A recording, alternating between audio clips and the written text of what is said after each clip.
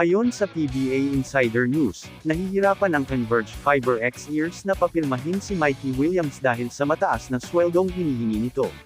Sinasabi ng mga mapagkukunan na ang Fiber X Ears ay hindi handa o hindi kayang matugunan ang kanyang mga pangangailangan sa sweldo. Mula sa kampo ni Mikey Williams, ibinahagi na kung hindi maibigay sa kanya ng Converge ang kontrata na gusto niya, mas gusto nilang i-trade siya.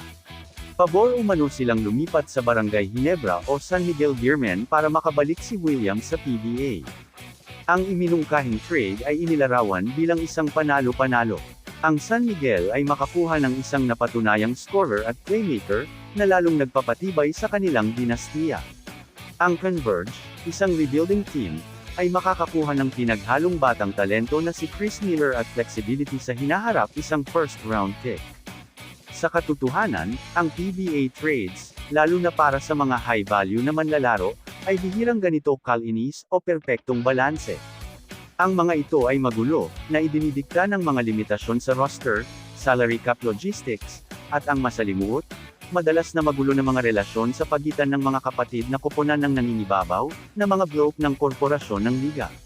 Higit pa rito, ang pagkuha ng isang top-tier na manlalaro tulad ni Mikey Williams, na nasangkot sa mga pagkapatas ng kontrata, at kamakailan ay na-trade mula Converge sa isang high-profile na hakbang, at nagsasangkot ng mga komplikadong negosasyon na ang mga media outlet, lalo na ang pagkukubli sa mga pahina ng social media, ay bihirang alamin hanggang sa mapirmahan ang mga huling papel.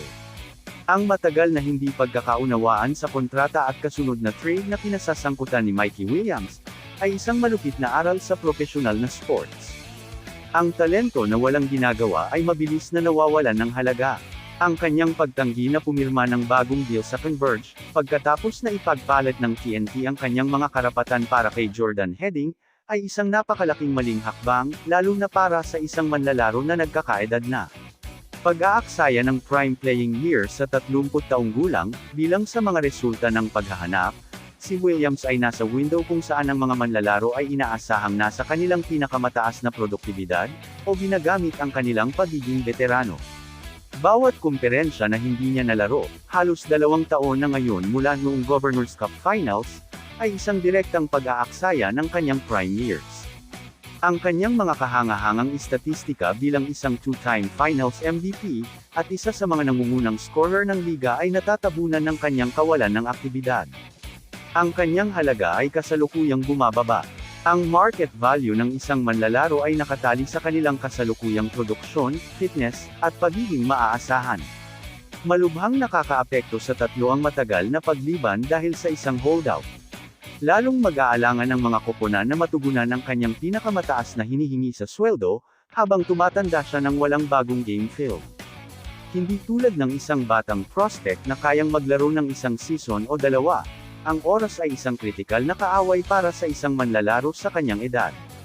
Ang kanyang pagkakataon na kumita ng isang mataas na halaga, pangmatagalang kontrata ay nawawala. Matagumpay na naalis ng TNT sa kanilang sarili ang isang napakalaking destruction, isang hindi aktibo, hinihingi na manlalaro at agad na nakuha si Jordan Heading, isang subok na, aktibo, at mataas na kalibre na guard.